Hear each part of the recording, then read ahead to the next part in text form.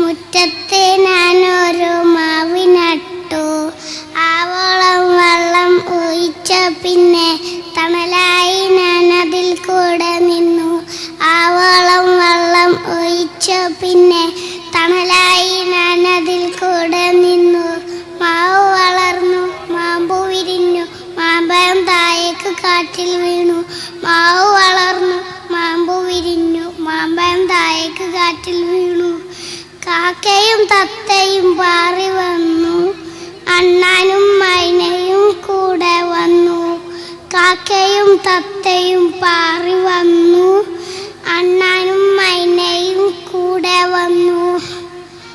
ഒറ്റയ്ക്കിരുന്ന മടുത്ത നേരം